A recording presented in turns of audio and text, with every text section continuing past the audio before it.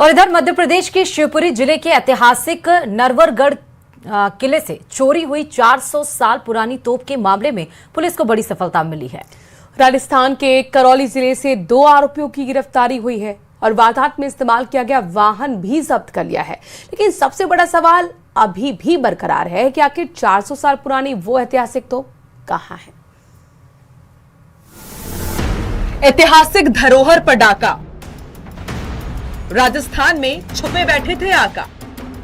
400 साल पुरानी तोप का रहस्य बरकरार, एमपी में चोरी, कौन है मास्टरमाइंड।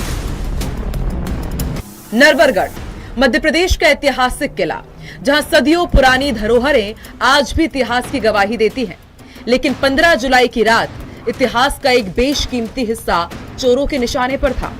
शिवपुरी के ऐतिहासिक नरवरगढ़ किले के कचहरी महल में रखी 14 तोपों में से एक करीब 400 साल पुरानी तोप रहस्यमय तरीके से गायब हो गई। अगली सुबह जब पुरातत्व विभाग के चौकीदार रमेश कोली ड्यूटी पर पहुंचे तो तोप अपनी जगह से गायब थी। सूचना मिलते ही नरवर थाना पुलिस हरकत में आई। अज्ञात आरोपियों के खिलाफ मामला दर्ज कर जांच शुरू कर दी गई। इतिहास से जुड़ी इस धरोहर की चोरी ने पुलिस महकमे में भी हलचल मचा दी। ग्वालियर जोन के वरिष्ठ अधिकारियों के निर्देश पर विशेष जांच टीम बनाई गई। पहले 10,000 रुपए का इनाम घोषित हुआ, लेकिन सुराग नहीं मिलने पर इनाम बढ़ाकर 30,000 रुपए कर दिया गया। इसके बाद शुरू हुआ हाईटेक ऑपरेशन। साइबर सेल ने सीसीटीवी कैमरों और टोल प्लाजा के फुटेज खंगाले। तकनीकी जांच में एक महिंद्रा बोलेरो पिकअप वाहन पुलिस के रडार पर नजर आया। वाहन के सुराग ने पुलिस को सीधे राजस्थान के करौली जिले तक पहुंचा दिया। शिवपुरी पुलिस ने राजस्थान पुलिस की स्पेशल टीम के साथ संयुक्त कार्रवाई की और 25 जुलाई को बोलेरो को जब्त कर लिया। साथ ही 2 आरोपी अमन कुमार मीणा और टिम्मू राम मीणा को गिरफ्तार कर लिया गया। दोनों आरोपी करौली के हिंडौन सदर थाना क्षेत्र के रहने वाले हैं। राम गावड़ा मीणा जिला करौली से के 2 आरोपियों को गिरफ्तार कर अपराध में प्रयुक्त वाहन बोलेरो पिकअप को जब्त किया गया। शेष आरोपियों की तलाश जारी है। शीघ्र तोप की पता रसी हेतु टीम एक पृथक से करौली रवाना की गई है। जी, जैसे कि सर अभी तक तोप का कुछ पता चल पाया है? ये अभी तक ज्ञात हुआ है कि ग्राम गावड़ा मीना में कुछ लोगों के द्वारा तोप को छुपाया गया। हालांकि पुलिस की कार्रवाई यही खत्म नहीं हुई। सबसे अहम सवाल ये है कि चोरी हुई 400 साल पुरानी ऐतिहासिक तोप आखिर कहां छिपाई गई है। पुलिस का दावा है कि अन्य संदिग्धों की भी तलाश जारी है और करौली में लगातार दबिश दी जा रही है। उम्मीद है कि जल्द ही ऐतिहासिक तोप बरामद कर पूरे गिरोह का पर्दाफाश किया जाएगा। 400 साल पुरानी इस ऐतिहासिक तोप की चोरी ने सुरक्षा व्यवस्था पर कई सवाल खड़े कर दिए हैं।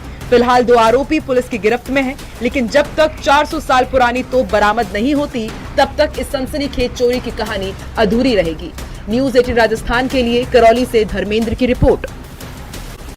नमस्कार, बहुत स्वागत है आपका खंबागढ़ी राजस्थान में। मैं हूं आपके साथ श्रुति श्रीवास्तव। नमस्कार, मैं हूं आपके साथ मनोराज सक्सेना और अगले आधे घंटे तमाम वो खबरें आपको दिखाने वाली हैं जो रखती है आपसे सरोकार। साथ ही वो खबरें भी आपको बताएंगे जो दिन भर बनेगी आज की सुर्खियां। शुरुआत करें आज की महत्वपूर्ण खबर के साथ। निकाय पंचायत चुनाव से को लेकर खबर है कि सियासत लगातार इस पर हावी हो रही है। एक तरफ बीजेपी ने राज्य के 7 संभागों में अपने बड़े और अनुभवी चेहरों को उतारकर बाजी मारी है, तो दूसरी तरफ कांग्रेस भी अगस्त के पहले हफ्ते से महाअभियान शुरू करने जा रही है। एक तरफ बीजेपी का संभागीय दाम है तो दूसरी तरफ कांग्रेस का ग्राउंड मैनेजमेंट। देखिए इसी पर यह रिपोर्ट।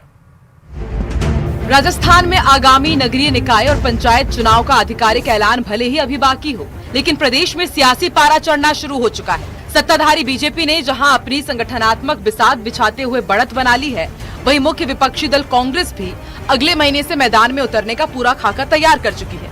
बीजेपी ने निकाय और पंचायत चुनाव को विधानसभा चुनाव की तरह गंभीरता से लेते हुए बड़ा दांव खेला है।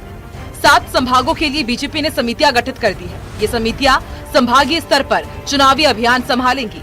हर संभाग में 3-3 वरिष्ठ नेताओं को जिम्मा सौंपा गया है।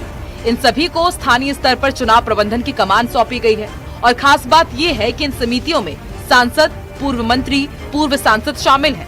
यानी बीजेपी के वरिष्ठ नेताओं को चुनावी रणनीति और लोकल मैनेजमेंट की जिम्मेदारी सौंपी गई है। अब एक नजर इन दिग्गजों पर भी।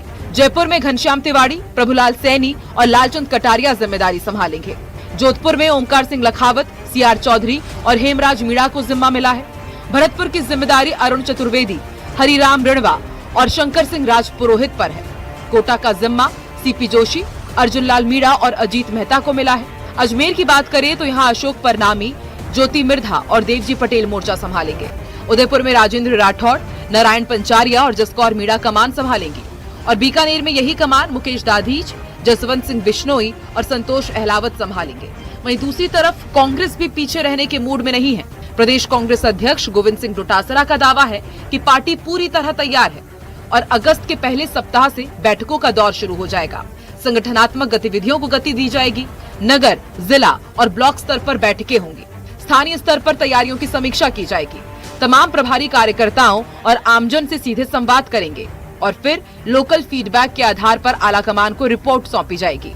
एक तरफ बीजेपी जहां अपने वरिष्ठ नेताओं के तजुर्बे के दम पर संभाग स्तर से ही मजबूत घेराबंदी में जुट गई है, वहीं कांग्रेस बूथ स्तर को मजबूत कर धरातल से मिले फीडबैक पर अपनी रणनीति गढ़ रही है।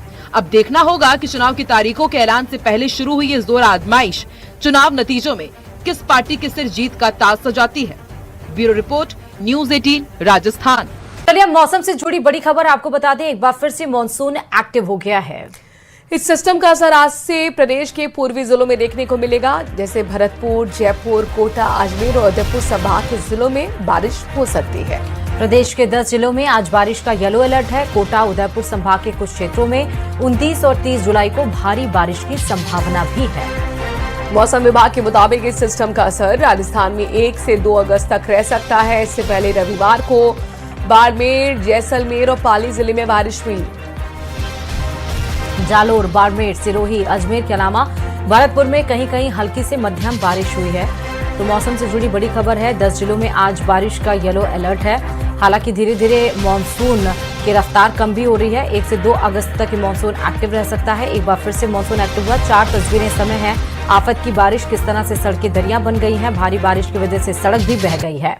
तो प्रदेश में मानसून अब अलग अलग रंग भी दिखा रहा है। कहीं बारिश राहत बनकर बरस रही है तो कहीं आफत बनकर टूट भी रही है। हम आपको प्रदेश के अलग अलग जिलों से बारिश की अलग अलग तस्वीरें दिखा रहे हैं। सबसे पहले बाड़मेर जिले की तस्वीर देखिए, जहां 2 घंटे की मूसलाधार बारिश ने शहर को पानी पानी कर दिया।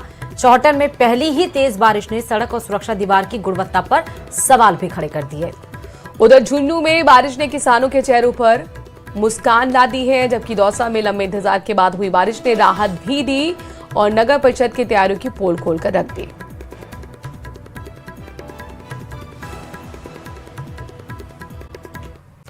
तो वहीं बाड़मेर के सरहदी इलाके में भारी बारिश से जनजीवन प्रभावित हो गया है।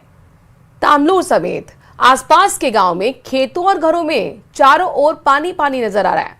इससे किसानों की फसलें खराब होने लगी हैं। जलभराव की स्थिति को देखते हुए सरपंच ने पानी की निकासी के लिए जेसीबी और ट्रैक्टर लगा दिए हैं। लगातार बारिश से ग्रामीणों की मुश्किलें बढ़ गई हैं और प्रशासन की नजर हालात पर बनी हुई है। तो देखिए खेतों में किस तरह से पानी घुसा है। चारों तरफ जहां तक नजर जा रही है सिर्फ पानी का सराबोर ही नजर आ रहा है। जेसीबी ट्रैक्टर लगाया गया है ताकि पानी की निकासी हो सके, क्योंकि इसमें जो घर है उस पर पानी घुसा हुआ है, उसे लोगों का जनजीवन तो अस्त व्यस्त हो रहा है। लेकिन खरीफ की फसलें हैं और पानी इतना ज्यादा अगर हो जाएगा तो खरीफ की फसलें भी उसमें सड़ जाएंगी और किसानों को बहुत बड़ा नुकसान होगा। इसलिए आप देखिए जेसीबी और ट्रैक्टर लगाकर पानी की निकासी शुरू कर दी गई है। बढ़ते आगे दौसा से खबर लेते हैं, जहां पर करीब 20 मिनट तक की झमाझम बारिश हुई और इस बारिश से शहर की सड़कें कुछ समय के लिए जलमग्न नजर आई हैं। इस दरमियान लोगों ने कहा कि काफी दिनों के बाद बारिश आई है और इस बारिश का उन्होंने आनंद भी उठाया, लेकिन पिछले साल की तरह तेज बारिश का अभी भी इंतजार है। लोगों का कहना है कि इस बार मूसलाधार बारिश नहीं हुई है। 5 दिन पहले दौसा में करीब आधे घंटे बारिश हुई थी और 5 दिन के अंतराल के बाद फिर से सिर्फ 20 मिनट की बारिश हुई।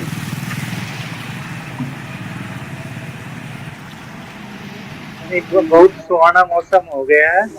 इस बार बारिश की वैसे बहुत कमी हुई है दौसा जिले में विशेष, लेकिन दौसा की सड़कें जलमग्न हो गई। यहाँ सफाई की कोई व्यवस्था नहीं है। नालों की सफाई बरसात से पहले नहीं की गई। इतनी सी बारिश में ये हाल, अगर तेज बारिश हो तो दौसा का क्या हो।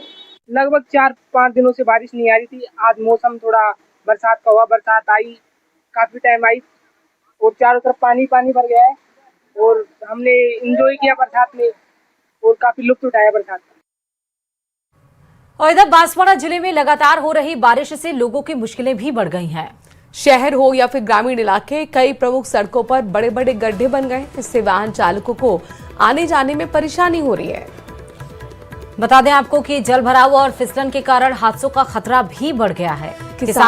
किसानों के लिए जाहिर तौर पर बारिश राहत तो लेकर आई, लेकिन खराब सड़कों ने आमजन की चिंता को बढ़ा दिया। लोगों ने अब प्रशासन से जल्द सड़क के मरम्मत की मांग उठाई है।